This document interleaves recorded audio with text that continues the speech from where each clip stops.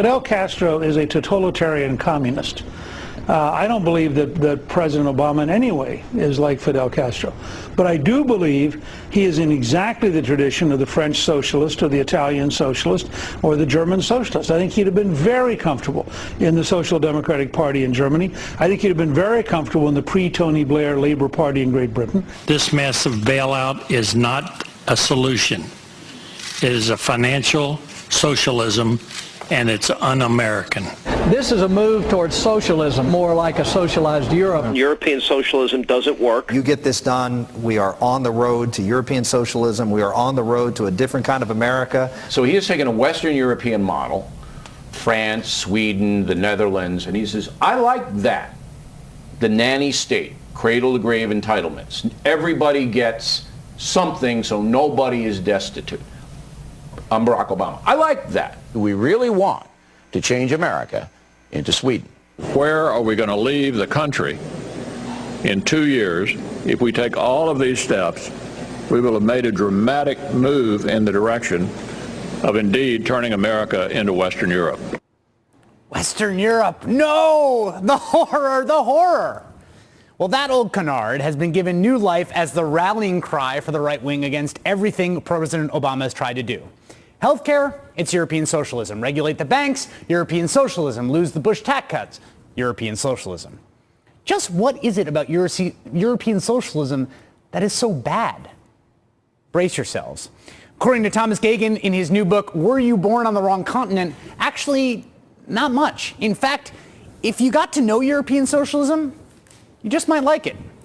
Tom Geoghegan joins me now from Chicago. Thanks so much for being here, Tom. Hey, Chris. Thanks for inviting me. Okay, so give me your elevator pitch for European socialism. Why is it not so bad? Why was I born on the wrong continent? Give the elevator pitch in August, Chris. You know, this is the time of year when we should be sitting around a lake drinking a few Beck's beers. If you like that kind of life and think your employer should pay for it, check out European socialism. That would be a reference to the 6 or 7 weeks paid vacation, right? That is standard in the social democracies of Europe. Chris, in Germany and France, the average work time per year is about 1,500 hours. In the U.S., it's closer to 2,000.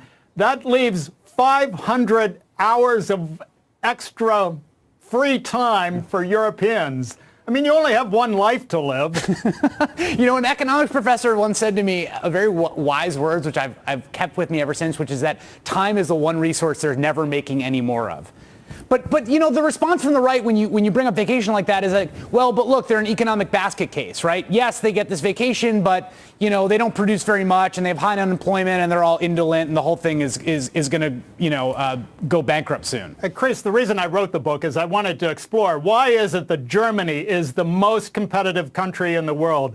We're the world's biggest debtor. They're one of the world's biggest creditors. Since 2003. Germany has either been tied with China or the leading exporter in the world, and Germany and France together just wallop China in terms of export sales. So they do it through actually unions, high wages, worker control or more worker control than we ever dream of here, of the corporations, and a commitment to manufacturing that has completely disappeared in this country. Yeah, you talk a lot about the German model. There's two elements I thought were interesting. One is this sort of focus on kind of very capital intensive, but very sort of high tech and expertise driven manufacturing, and also that there is this union participation in corporate boards. How does that model work? It certainly sounds radical over here, but you make a very convincing case for it in the book. What makes it work is that the fact that the Germans have intense worker involvement. In fact, it's probably got the most worker control of any economy in the world, and that includes China. It helps keep skills together. It's a way, it encourages people to invest in themselves. It holds together, if I may use a clunky economic term, human capital, high skills, in a way that flexible labor markets don't.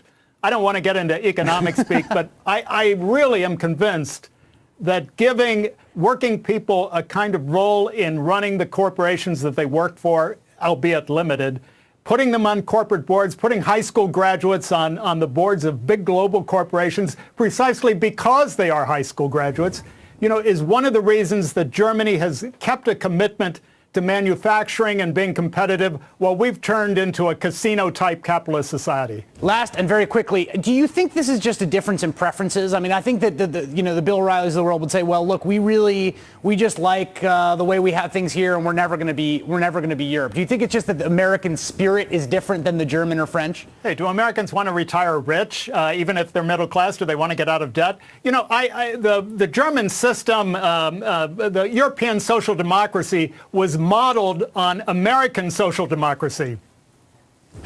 Tom Gagan, his new book is Were You Born on the Wrong Continent? His first book is Which Side Are You On? It is by far one of my favorite books ever of all time. You should get that one too. Tom, thank you so much for your time tonight. Thanks, Chris.